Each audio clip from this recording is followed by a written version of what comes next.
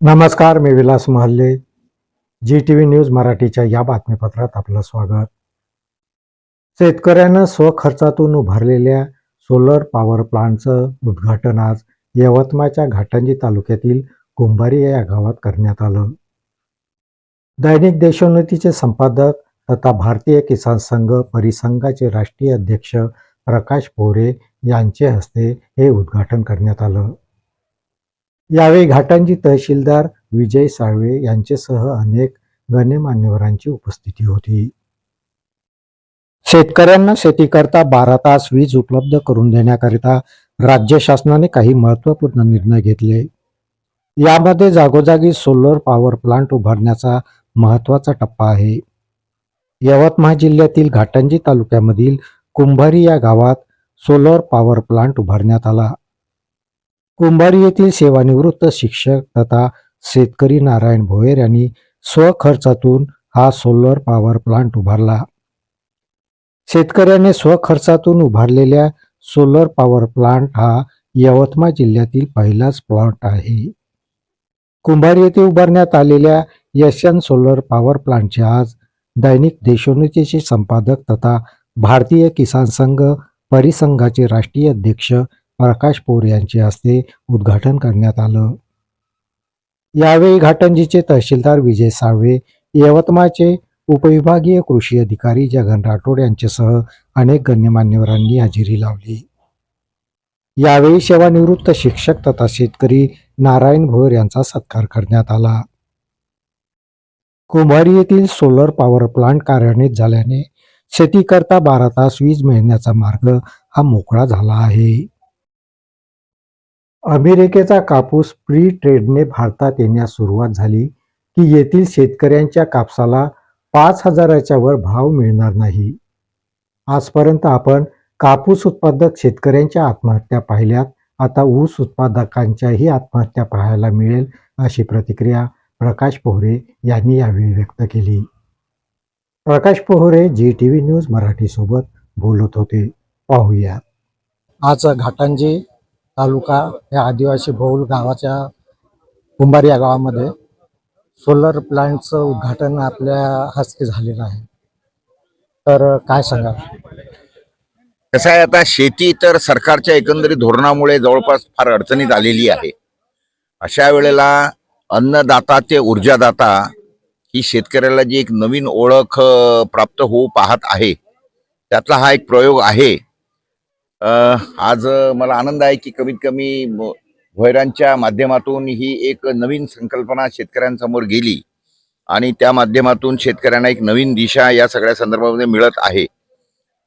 फक्त विषय याच्यातला हाच आहे की भविष्यामध्ये जी काही सरकारची धोरणं आहेत ती शाश्वत राहावी आणि जी शेतकऱ्यांसोबत त्यांनी ॲग्रीमेंट हे केलेलं आहे ती कायमस्वरूपी टिकून राहावं. नाहीतर असं आहे की शासनाची जी धोरणं धरसोड पद्धतीची असतात त्याचा फटका शेतकऱ्यांना भविष्य काळात बसणार नाही, याही करता शासनाने प्रयत्न केले पाहिजे असं माझं म्हणणं आहे. एक असा प्रश्न आहे, 2026च्या जानेवारी महिन्यात यवतमाळ जिल्ह्यामध्ये 22 शेतकऱ्यांनी मृत्यूला कंटाळला आहे. तर शेतकऱ्यांचं याबाबत आता तुम्ही शेतकऱ्यांना काय आवाहन करू शकता किंवा शासनाच्या याच्यामध्ये काय चुकत आहे? कसं आहे की याच शासनाने असं म्हटलेलं आहे, ह्याच फडणवीस साहेबांनी, की शेतकरी आत्महत्या ज्या आहे 2013ला जेव्हा हे म्हणत होते की शेतकरी ह्या आत्महत्या नाही आहे तर ह्या हत्या आहेत आणि शासकीय धोरणामुळे झालेल्या आहेत. त्यावेळेला दिवसाला 4 आत्महत्या होत्या. आता त्या विदर्भातल्या 11 जिल्ह्यामध्ये दिवसाला साधारणतः 14 आत्महत्या होऊन राहिलेल्या आहेत. आणि आता शासकीय आकडेवारी जी काही बाहेर आलेली आहे, मागील महिन्यामध्ये जवळपास 22 तर शेतकरी आत्महत्या डायरेक्ट झालेल्या आहेत आणि 12 शेतकरी आत्महत्या त्या आहेत की ज्या शेतकऱ्यांच्या नावावर जमिनी नव्हत्या, त्यांनी त्या जमिनी ठोक्याने घेतल्या होत्या.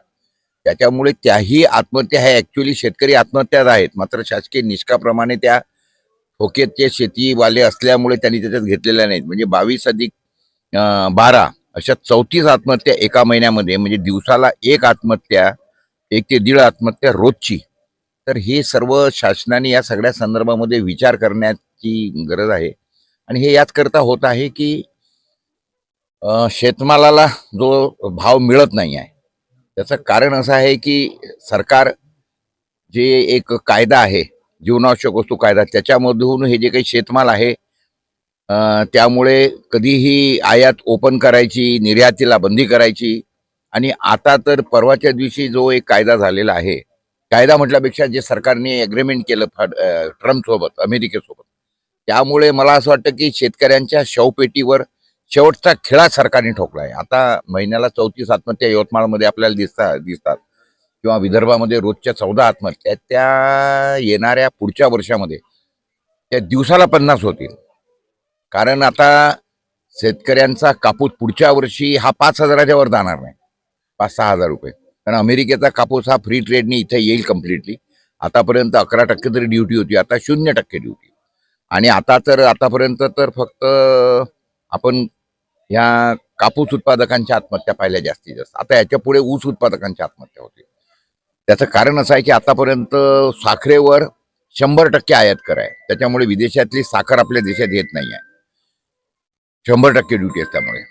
परंतु आता विदेशातली साखर जी आहे ती जवळपास 15 रुपयांनी भारतात येईल. आणि त्याच्यामुळे आज शेतकऱ्यांना ऊसाला जो 3400-3500 रुपये भाव मिळतो आहे टनाला, तर तो 3500 रुपयाचा भाव एकदम 1000-1200 रुपयावर येऊन जाईल. आणि त्याचा परिणाम आपण समजू शकता काय होईल.